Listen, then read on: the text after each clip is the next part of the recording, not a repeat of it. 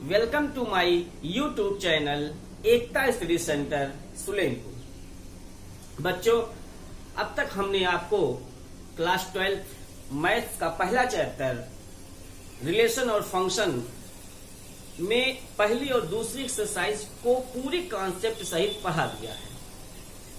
अब तीसरी एक्सरसाइज पढ़ने के लिए पहले हमें कुछ कॉन्सेप्ट पढ़ना पड़ेगा। वो कॉन्सेप्ट है क्या क्या? पहला उसमें अब हमें पढ़ना है कंपोजिशन ऑफ फंक्शंस, फलनों का संयोजन। कंपोजिशन और एडिशन, ये नहीं कि बोथ आर सिनोनिम्स, नहीं। कंपोजिशन संयोजन, मिलाना, और एडिशन मतलब वो जोड़ना। ठीक है, ये थोड़ा सा अलग है। ये फंक्शंस का हमको चलना है, यहाँ नंबर्स का नहीं। ठीक है, फलनों का संयोजन। इसमें करते क्या है बेटा, इसमें मान लेते हैं कि कोई फंक्शन है। पहले a function f x is equal to x square plus 2। इसमें दो फलन मानते हैं। पहला फलन मान लिए f x is equal to x square plus 2, और दूसरा मान लेते हैं साइन एक्स, ट्रिग्नोमेट्रिक फंक्शन। ये दो अलग अलग फंक्शन है, इनका हमें कंपोजिशन करना है, संयोजन करना है। ठीक है, तो इन दोनों फलनों के संयोजन को हम क्या कहते हैं? तो कहा जाता है गॉस भी बोलते हैं और फॉग भी बोलते हैं। गॉस क्या होता है? गॉस ऑफ एक्स बोलते हैं, गॉस ऑफ एक्स। ठीक है, इस फंक्शन में डोमेन कौन है? इस फंक्शन में डोमेन है एक्स। ठीक है, तो जी ऑफ एफ एक्स, इसे पढ़ते हैं जी ऑफ एफ एक्स पढ़ते हैं। ठीक है, तो गॉफ एक्स को कहते हैं जी ऑफ एफ एक्स। एक्स हमने क्यों लगाया? क्योंकि एफ के साथ कौन लगा हुआ है? एक्स लगा हुआ है। इसका मतलब इस फंक्शन का डोमेन कौन है? एक्स है। ठीक है, जी ऑफ एफ एक्स की वैल्यू क्या होगी? चलो, f x g of f x, यहाँ जी एक्स दिया हुआ है, तो आप समझो बेटा, g x sine x, g t sine t, g m sine m, g f x sine f x कर दो। ठीक है, और एफ एक्स की वैल्यू क्या है? साइन एक्स स्क्वायर प्लस 2 हो गया। क्लियर? ये गॉफ ऑफ एक्स हो गया। फॉर जी है तो फॉर एक्स क्या होगा? इसे हम पढ़ेंगे f of g x. Again f of g x. F x है तो x square plus 2। F t होगा, अगर यहाँ टी होगा तो t square plus 2। F g x है तो यहाँ हो जाएगा g x square plus 2।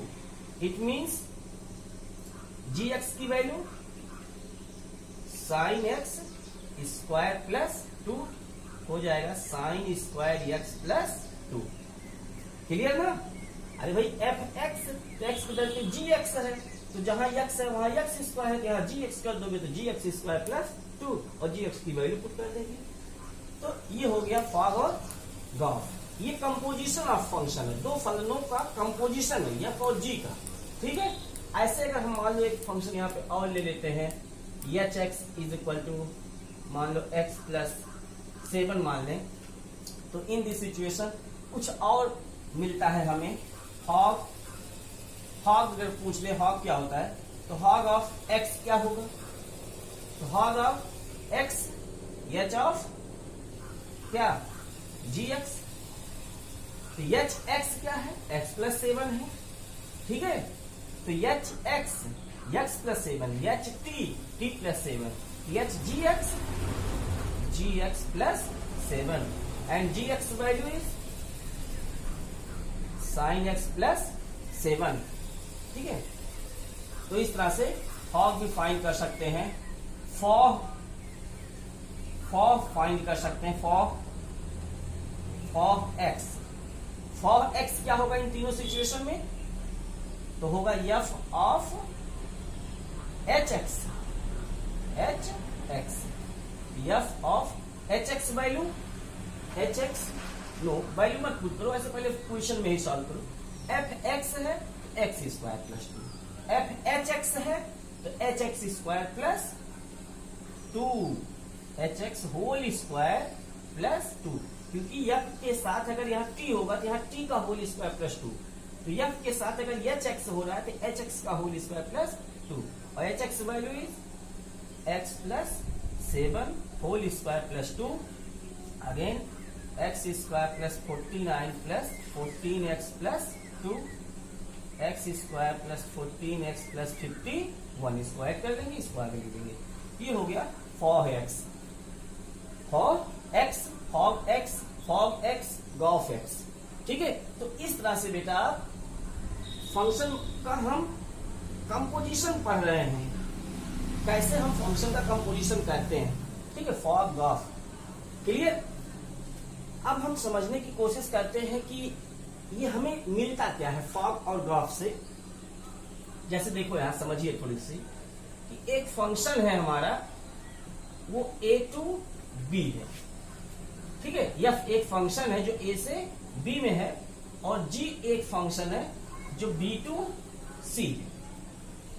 Clear. मान लेते हैं f(x) is equal to 2x and gx is equal to x plus कुछ भी मान लो, यहाँ पे x प्लस 9 मान लेते हैं। ठीक है, तो अब आप इसका जरा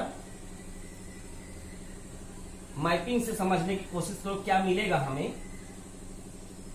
पहले हम फंक्शन f को समझने की कोशिश करते हैं, जो a है और b है। ठीक है, a में एलिमेंट मान लेते हैं 1 2 3 एंड 4। ए सेट में क्या क्या एलिमेंट है, 1 2 3 4। तो अब आप बताओ एफ एक्स को y कहते हैं, y means set b, y means set b। तो एफ एक्स की वैल्यू क्या मिलेगी, मान लो यहाँ पे 2 है, 4 है, 6 है और 8 है। ठीक है, और g फंक्शन ये हो गया f x, f x is equal to 2x वाला फंक्शन। ठीक है, और एक और मैप बना लो c का, जी b से c में है, b से c में है। ठीक है, g x is equal to x plus 9। अब आप बताओ यहां अगर आप 2 रखोगे इसमें तो क्या आएगा 11, 4 रखोगे 13, 6 रखोगे 9 प्लस 6 15, 8 रखोगे तब क्या मिलेगा 17। क्लियर। तो हम क्या देख रहे हैं, 1 का इमेज 2 है, 2 का 4 है, 3 का 6 है, 4 का 8 है, और gx वाले फंक्शन में 2 का 11 है, 4 का 13, 6 का 15, 8 का 17 है।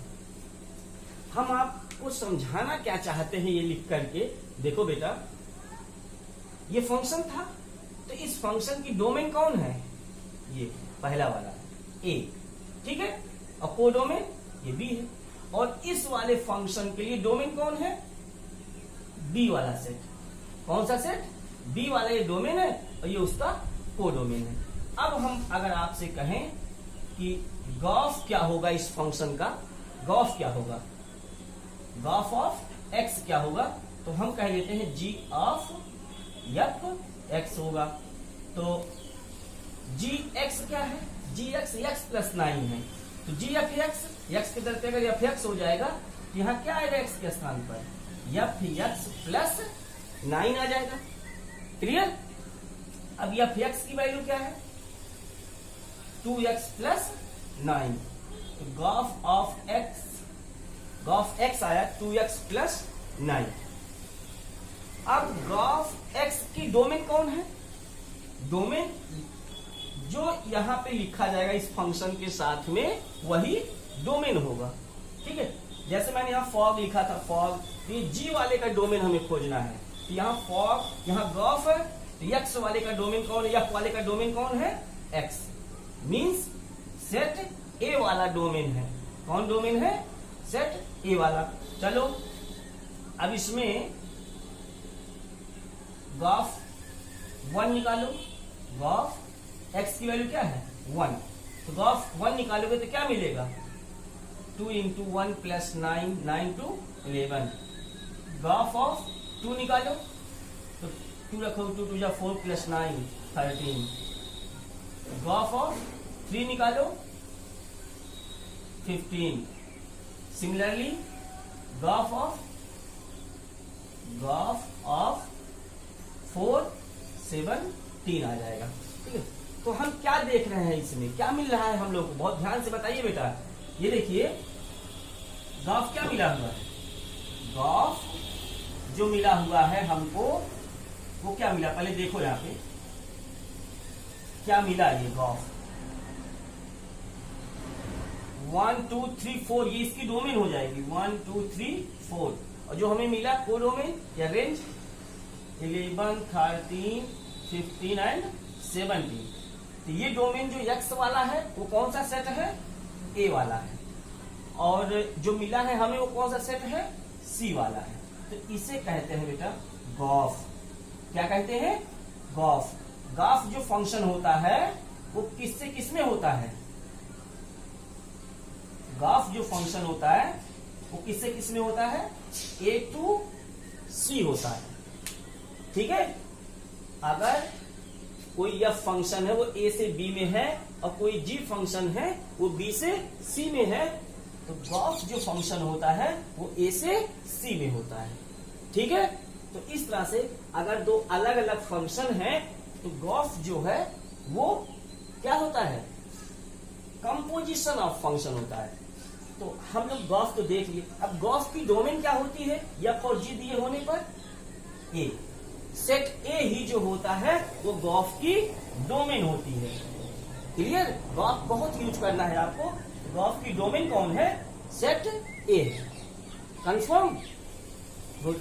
अब बात करते हैं कि अगर हम गॉफ निकाल लिए तो फॉग क्या होगा। जब फॉग की कोशिश करते हैं, सॉरी फॉग ऑफ एक्स क्या होगा? तो फॉग के लिए क्या करना होगा? F of g x, again f x क्या है? एफ एक्स 2x है। F g x 2 into g x, 2 into g x क्या है? x प्लस 9 है। 2x प्लस 2 9 जा 18 आ जाएगा। क्लियर? फॉग x जो आया 2x प्लस 18। अब आप सोचो बेटा कि इसमें अगर x की वैल्यू gx है, g की डोमेन मान लो b का कोई भी एलिमेंट रखो 2 है ना, 2 या 4 6 8 यहां रखोगे तो क्या इसमें कोई भी सेट यहां पे आपको मिल रहा है? बताओ। ए मिल रहा है, बी मिल रहा है, सी मिल रहा है। अगर हम बी को रखते हैं फॉग में, जी होने के नाते इसकी डोमेन क्या है? जी वाले फंक्शन की डोमेन सेट बी है। तो सेट बी के अगर हम यहाँ एलिमेंट को रखें, 2 रखें, 2 2 4 प्लस 18 22 हो जाएगा। 22 है किसी में? नहीं है। तो इसका मतलब ये हुआ कि अगर हम फॉग की बात करें, फॉग जो फंक्शन होगा इन दिस सिचुएशन वो बी तो डोमेन होगा, लेकिन क्या हमें कोडोमेन की कोई कंडीशन मिलेगी? बताइए। नहीं। तो मतलब ये बेटा आज आप लोग याद कर लो कि अगर एफ और जी मालूम है आपको, ठीक है, तो उस कंडीशन में गॉफ क्या होता है? गॉफ ए टू सी होता है। गॉफ ए टू सी होता है और उसकी डोमेन क्या होती है?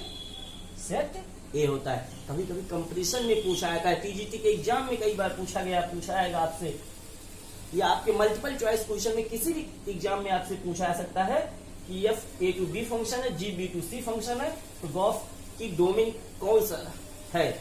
Set A, set B, set C, ऐसे कुछ करके दे दिया जाएगा। तो सेट ए ही जो है गॉफ की डोमेन है। हाँ, कभी कभी फॉग की डोमेन पूछ लिया जाता है, तो फॉग की डोमेन तो बी होगी, लेकिन इस सिचुएशन में, लेकिन कोडोमेन क्लियर नहीं कर सकते, तो नन ऑफ दीज उसमें जो ऑप्शन होगा वो करेक्ट हो जाएगा। ठीक है, तो ये थोड़ा सा कॉन्सेप्ट रखिएगा। तो ये होता है composition of function. F x मालूम हो, जी एक्स मालूम हो, तो गॉफ कैसे निकालते हैं, फॉग कैसे निकालते हैं, हॉग कैसे निकालते हैं, फॉग कैसे निकालते हैं, ठीक है।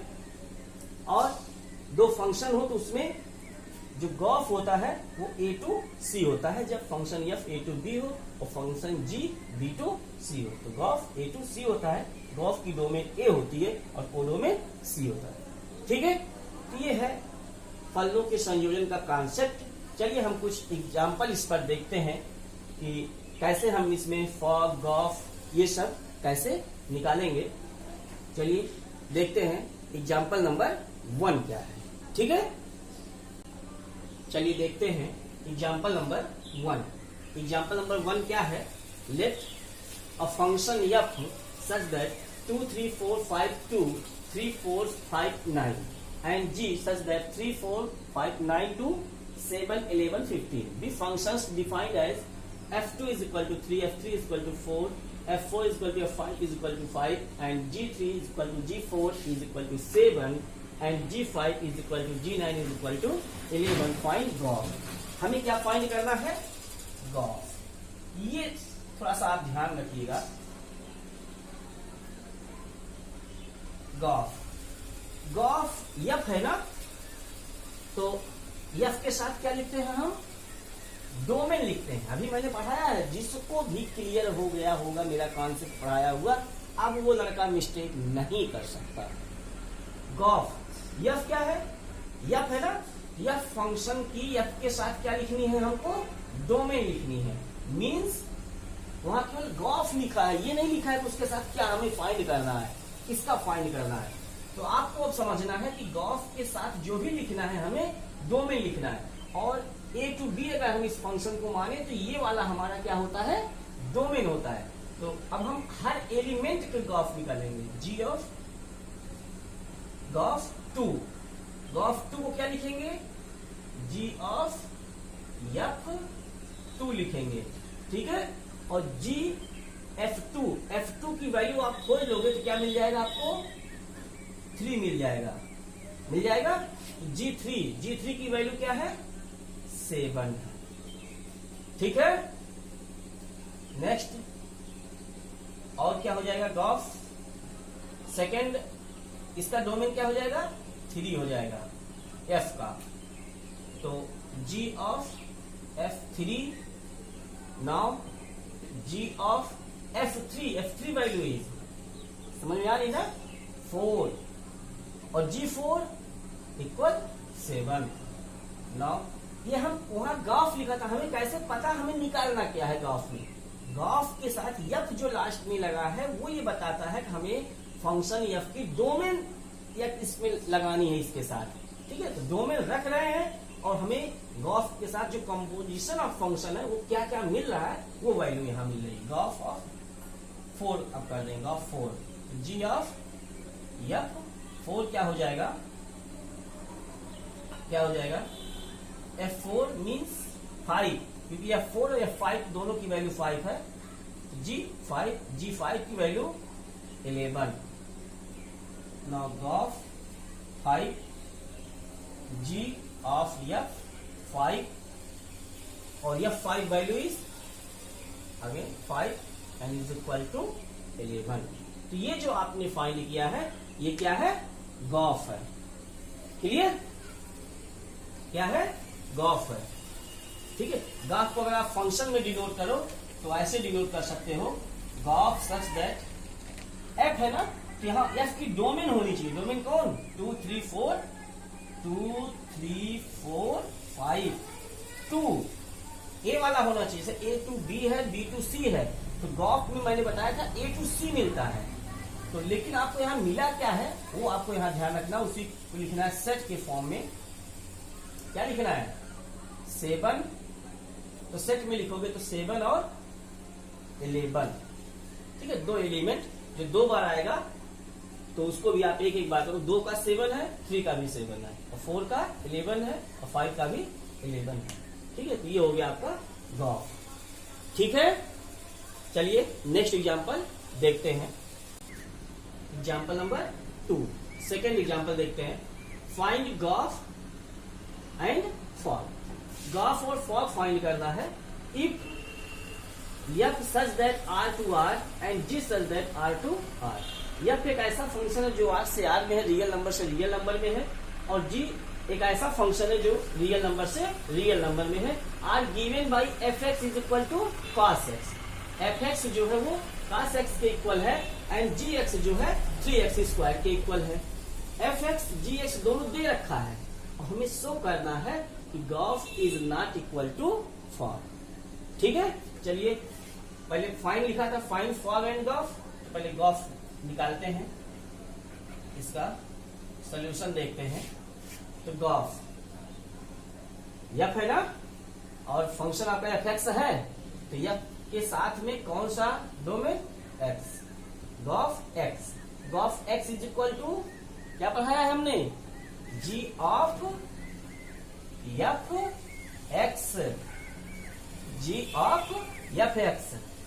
अब जी एक्स क्या है, जी एक्स है तो 3x स्क्वायर बेटा, जी एम होता तो 3m स्क्वायर होता, तो जी एफ एक्स है तो 3f(x) स्क्वायर हो जाएगा, 3f(x) का होल स्क्वायर, और 3f(x) value is cos x, so cos x का whole square it means 3 cos x का होल स्क्वायर क्या आता है, 3 cos स्क्वायर x।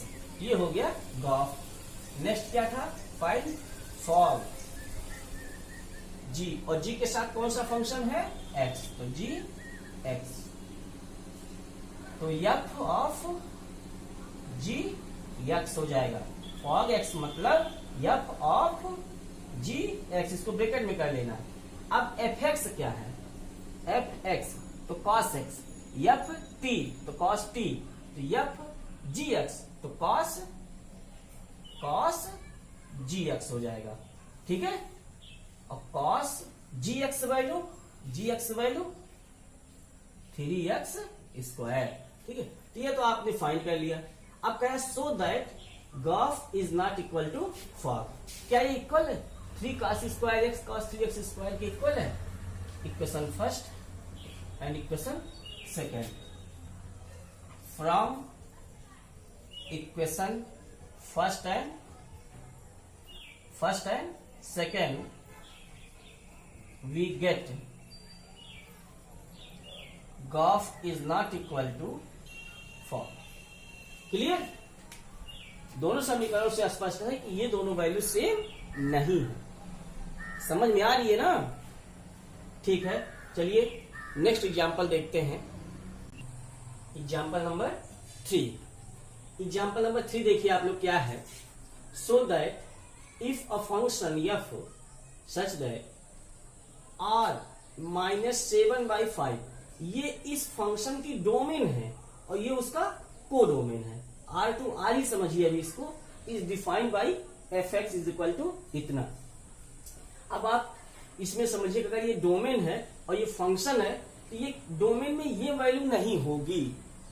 क्यों नहीं होगी, क्योंकि अगर आप ये वैल्यू यहां रख दोगे 7/5, तो 5 कैंसिल हो जाएगा, 7 - 7 फंक्शन ही हमारा नॉट डिफाइन हो जाएगा।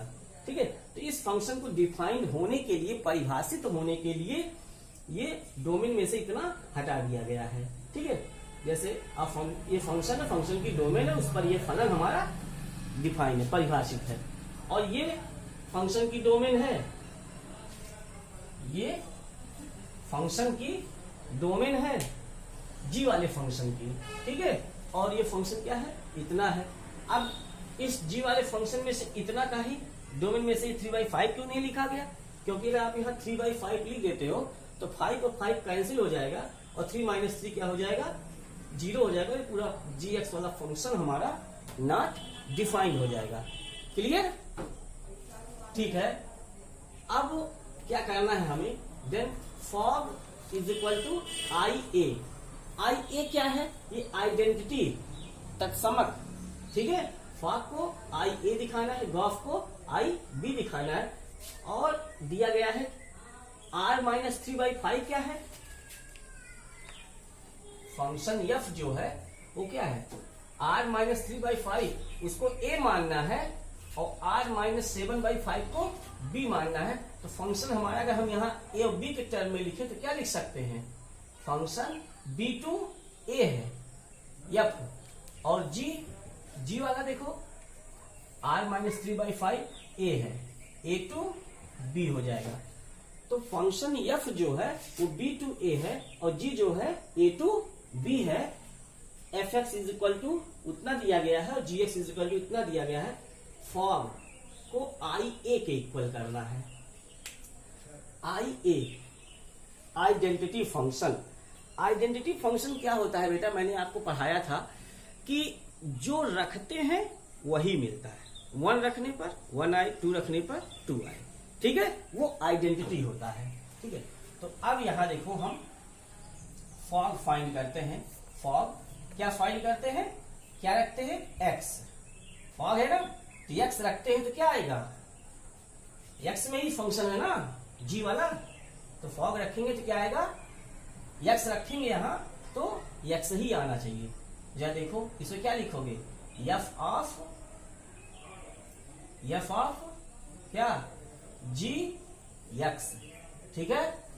Again f of no f x, f x कितना है 3x प्लस 4/5x माइनस 7 है एफ एक्स।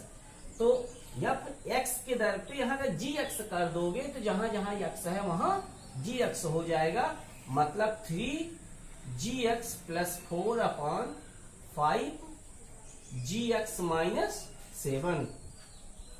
अब gx की वैल्यू यहां से पुट कर दो, कितना है 7x plus 4/5x minus 3 plus 4, ठीक है, होल अपॉन 5, और gx की value 7x plus 4/5x minus 3 plus minus 7, ठीक है। अब इसको आप सॉल्व करोगे, जब इसका इसमें मल्टीप्लाई करोगे, इसका इसमें मल्टीप्लाई करोगे, कितना हो जाएगा 21x प्लस 12 20x, इसका इसमें और minus 12 whole upon 5x minus 3 लिखोगे, और नीचे भी जब यहाँ मल्टीप्लाई करने के बाद 5x माइनस 3 लिखोगे तो कैंसिल हो जाएगा। तो इसका सीधे मल्टीप्लाई करो, 35x प्लस 20 और माइनस 35x प्लस 21, ठीक है। 12 एंड 12 कैंसिल आउट, ये ऐड करोगे कितना हो जाएगा 41x, और 35 कैंसिल हो जाएगा, इसको ऐड करोगे 41 कैंसिल हो जाएगा। क्या मिला, यहां x आपने रखा, x मिला फॉग में, ठीक है। तो इसे हम क्या लिख सकते हैं, आई ए, क्लियर। और ये x क्या है, ये x जो है क्या करना था, शो करना था इतना ना, ये x जो है for every I A x जो आएगा वो x बिलोंग्स टू क्या लिखा जाएगा इसमें, इस फंक्शन की डोमेन किसमें है, g में है, ठीक है। g वाले फंक्शन ये है और उसकी डोमेन क्या है, देखो जी एक्स जो रखा जाएगा वो इस g वाले फंक्शन की डोमेन होगी, और डोमेन में से अगर हम x रख रहे हैं तो ये जो x आया है हमारा, x रखने पर वो आई ए है, अर्थात जो x है वो सेट ए से बिलोंग्स करता है, ठीक है। सिमिलरली गॉफ ऑफ, ये भी x में ही फंक्शन दिया हुआ है तो गॉफ ऑफ x लिख दो, y में दिया होता तो y लिख देते, ठीक है। गॉफ x तो g of f x, g x क्या है, अगर यहाँ x है तो यहाँ x है तो जी एफ एक्स हो जाएगा, तो जहां x है वहां क्या लिख दे, f x plus 4/5 f x minus 3 9 7, f x की value 3x plus 4/5x minus 7 plus 4/5, f x की value 3x plus 4/5x minus 7 minus 3। Solve कर दो इसको, कितना आएगा देखो, 21x 7 4 जा 28 प्लस 4 5 जा 20x माइनस 28। ये दोनों नीचे से कैंसिल हो ही जाएगा एलसीएम लेने के बाद। फिर इसका मल्टीप्लाई करो, 15x प्लस 20 माइनस 3 का इसमें माइनस 15x प्लस 21। तो यहाँ से 28 कैंसिल हो गया, माइनस 15x कैंसिल हो गया, 41 20 ऐड करो, 41x 20 21 41x। ठीक है, अब ये x किसके इक्वल आप करोगे, i। ये x क्या है, ये x बेटा इस फंक्शन के लिए जो हमने x यूज किया है उसकी डोमेन है, और इस फंक्शन f में जो भी हमने यूज किया है वो डोमेन कौन है, b है। ठीक है, इसी वजह से यहां इसने कहा था कि हमें क्या इसके लिए लिखना होगा, i b। ठीक है, क्या लिखेंगे, i b where x belongs to set b। मतलब जो x है f वाले में वो सेट b का एलिमेंट है। समझ पाए? तो इस तरह से आप सभी लोग, मुझे लगता है इसको बड़े आराम से दिखा ले जाओगे। आइडेंटिटी फंक्शन वही होता है जिसमें जो रखते हैं वही मिलता है, सेम। ठीक है, चलिए नेक्स्ट एग्जांपल। अभी आपने देखा इसके पहले वाला एग्जांपल जो मैंने आपको पढ़ाया वो क्वेश्चन कितना बड़ा था, लेकिन उसका सलूशन कितना आसान था, और वो क्वेश्चन कई बार बोर्ड में आ भी चुका है, इसलिए उस क्वेश्चन को बहुत ही कायदे से आप लोग पढ़ लीजिएगा। चलिए कुछ और सीखते हैं। नेक्स्ट एग्जांपल नंबर 4 सीखते हैं। क्या है, so that if a function f a to b and g b to c are 1 1। मतलब ये फंक्शन f भी 1 1 है और फंक्शन g भी 1 1 है, तो हमें प्रूव करना है कि गॉफ भी क्या है, 1 1 है। तो गॉफ जो फंक्शन है वो a to c is also 1 1 हमें प्रूव करना है। तो 1 1 प्रूव करने के लिए हम लोग क्या करते थे बेटा, 1 1 प्रूव करने के लिए बड़ा ही आसान था कि अगर किसी एक फंक्शन को 1 1 दिखाना है तो fx1 fx2 के करते थे, g वाला होता था तो gx1 gx2 के करते थे। गॉफ a को a से c में दिखाना है तो हम लिख सकते हैं gof x1 is equal to gof x2। ठीक है, अब इसे क्या लिख देंगे, g of fx1 g of fx2। अब चूंकि g इज 1 1 एकाएकी है, g फंक्शन जो है हमारा वो एकाएकी है, इसलिए ये g जो है यहां से हट जाएगा, तब क्या बचेगा, fx1 is equal to fx2। ठीक है, अब फिर वही कहना है बिकॉज f भी क्या है, f इज 1 1, चूंकि f भी एकाएकी है इसलिए x1 is equal to x2। तो आप देखिए गॉफ x1 में गॉफ x2 में अगर x1 x2 के आ जाए तो गॉफ हमारा क्या हो जाएगा, सो गॉफ इज क्या, 1 1। ठीक है, तो बड़े ही आसानी से इस तरह से आपको एक कॉन्सेप्ट मिल गया कि f और g दो फंक्शन अगर 1 1 है तो गॉफ भी हमारा 1 1 ही होता है। चलिए समझते हैं, कोई एग्जांपल लेते हैं इसको और कॉन्सेप्ट इसका और क्लियर करने के लिए। तो लेट कर लेते हैं कि एक फंक्शन है fx is equal to 2x जो किससे किस में है, a से b में है। तो 1 2 3 4 मान लेते हैं, तो यहाँ क्या मिल रहा है, 2 4 6 8 मिल रहा है। ठीक है, ये a है ये b है, a to b है। तो 1 रखेंगे तो इसका इमेज किससे बन रहा है, 2 से। 2 रखेंगे तो 4 3 रखेंगे, 6 4 रखेंगे 3। तो क्या ये f जो फंक्शन है हमारा f ये 1 1 है भाई।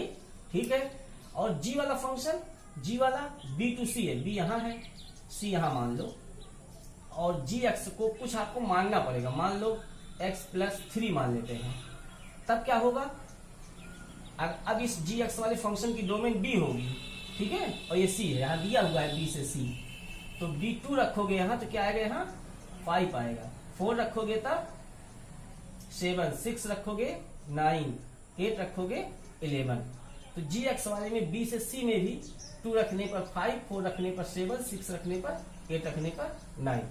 तो अब ये ए से बी था और बी से सी। ए से सी देखो, गॉफ को, गॉफ वाला कहां से कहां तक होता है, मैंने अभी आपको एग्जांपल में कॉन्सेप्ट गॉफ की डिफिनेशन पढ़ाया था, ए टू सी होता है, और ये कह रहा है हाँ है, बस कह रहा दिखाओ कि ये 1 1 है। सिंपली यार ए और सी देख लो, ए और सी में जब दिखाओगे 1 रखने पर क्या मिल रहा है 5, 2 रखने पर 7, 3 पे 9, 4 पे 11। गॉफ निकालोगे जब, gof of x g of f x, g x क्या है x प्लस 3 है, तो हो जाएगा एफ एक्स प्लस 3, और एफ एक्स क्या है 2x प्लस 3। ये हो गया गॉफ ऑफ x। तो अब उसकी डोमेन क्या है, ए वाला है, ए वाला एलिमेंट जो भी आप यहां रखोगे गॉफ में, गॉफ 1, तो 1 2 1 2 प्लस 3 5, ठीक है। ए सी 1 रखोगे तो क्या मिल रहा है 5 मिल रहा है गॉफ में, ठीक है 5। गॉफ 2 रखोगे 2, तो 2 2 जा 4 प्लस 3 7, ठीक है, 2 की इमेज 7 से बन रही है। गॉफ 3 पे 3 2 जा 6 प्लस 3 9, ठीक है। एंड गॉफ 4 4 2 जा 8 3 11। ये मैंने आपको एग्जांपल देके प्रूव कर दिया, ये तो कंडीशंस थी, अगर ये 1 1 है तो ये हट जाता है, फिर ये भी हट जाता है, भी ये तो एक कॉन्सेप्ट है, आप बढ़िया से तैयार कर सकते हो। नहीं तो आप एग्जांपल देके यार किसी क्वेश्चन को समझा सकते हो, इतना बढ़िया आप समझ नहीं पाओगे कहीं किसी भी चैनल पर। तो इसलिए आप बहुत ही अच्छे से इस कॉन्सेप्ट को समझिए और वीडियो को लाइक शेयर और कमेंट जरूर किया करिए, बड़ी मेहनत से वीडियो बन रहा है, ठीक है। अब आप बताओ इसको, देखो कौन नहीं बता पाएगा इसको, क्या ए टू सी जो ग्राफ हमारा मिला है ये 1 1 नहीं है, बताओ 1 1 है कि नहीं, एक एलिमेंट का है, इसका सारा एलिमेंट यूज हुआ है, ठीक है। तो एफ 1 1 है, जी 1 1 है, तो ग्राफ भी 1 1 होता है। चलिए कुछ नेक्स्ट एग्जांपल देखते हैं, चलिए नेक्स्ट एग्जांपल देखते हैं। So that if a function f A to B and g such that B to C are onto. अब कोई फंक्शन एफ है और जी है, ये 1 1 नहीं, अभी कह रहा है ऑनटो है, तो हमें प्रूव करना है ग्राफ भी हमारा क्या होगा, ऑनटो होगा। अभी इसके पहले हमने क्या सीखा, अभी इसके पहले हम लोगों ने सीखा कि अगर एफ और जी 1 1 है तो ग्राफ 1 1 होता है। अब क्या कह रहा है, एफ और जी ऑनटो है, तो हमें शो करना है कि ग्राफ भी हमारा क्या है, ऑनटो है, ठीक है। ऑनटो का मतलब आप लोग समझते होंगे, मैं थोड़ा सा यहाँ पे ऐसे कंफर्म करने के लिए आपको समझाता चलूं। थोड़ी देखिए, ऐसे कुछ भी मान लेता हूं, कोई भी एलिमेंट है, मान लेता हूं कि कोई एलिमेंट है जो हमारे इस सेट में है, किसमें, let a element small, let a element z belongs to set C. मान लेते हैं कि कोई स्मॉल जेड है, एलिमेंट है जो सेट सी में है, and small y belongs to set B, ठीक है। तो इसका क्या मतलब हुआ बेटा, बताइए।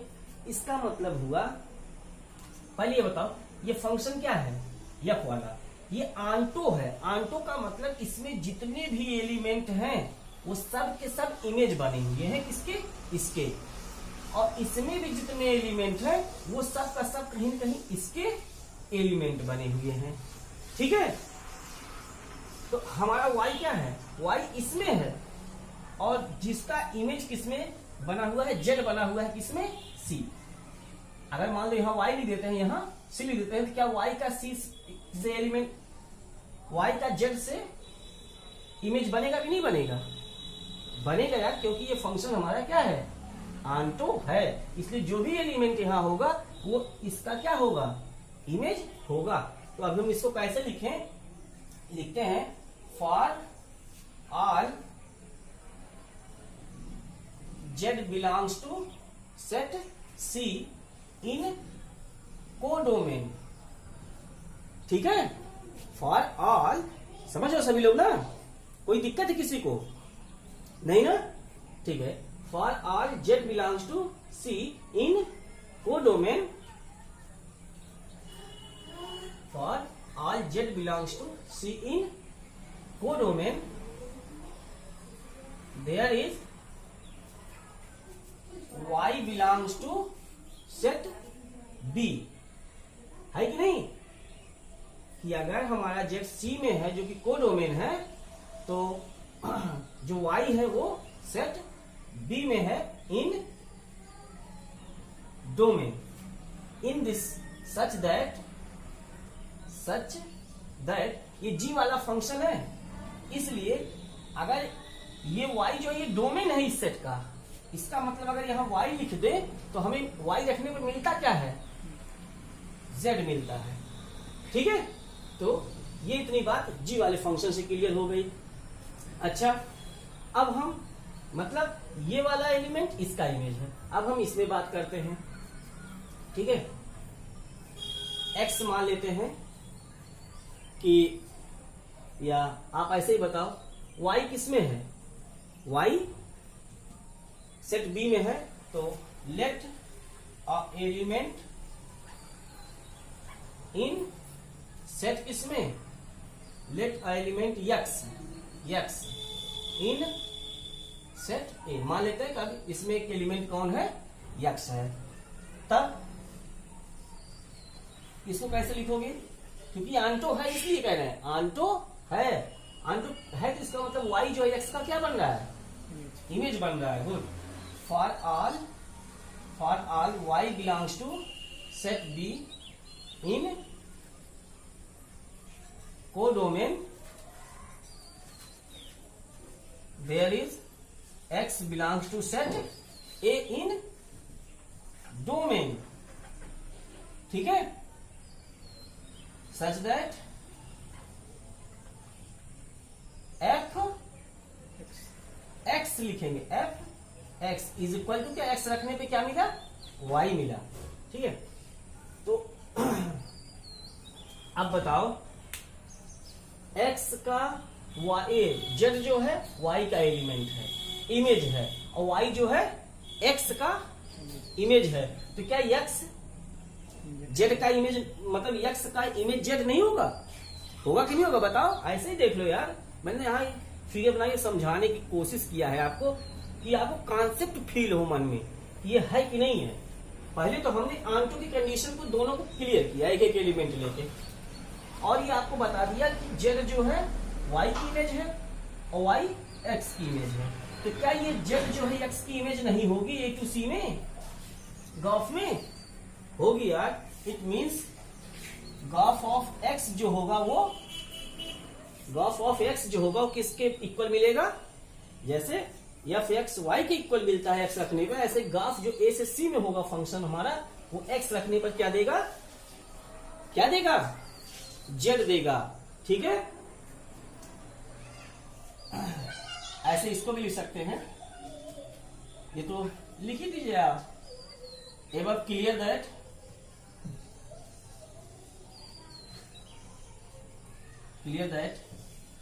For all z belongs to C in, क्योंकि ग्राफ A टू C है, in codomain there is x belongs to set A in domain such that graph of x is equal to z, hence graph is on to। Clear? तो इस तरह से graph, अगर f onto है g onto है, तो graph भी हमारा क्या होता है? ऑनटो होता है। ठीक है, चलिए नेक्स्ट एग्जांपल देखते हैं। नेक्स्ट एग्जांपल देखते हैं हम लोग। Next example, consider functions f and g such that composite graph is defined and g is and is 1 1। Graph 1 1 है, ठीक है। और हमें एफ और जी दो फंक्शन है, उन पर विचार करना है। क्या एफ और जी दोनों ये आवश्यक है कि वो भी क्या होंगे, 1 1 होंगे। मतलब अभी हमने क्या प्रूव किया था, अभी हमने प्रूव किया एक बार कि एफ और जी 1 1 है तो ग्राफ 1 1 था।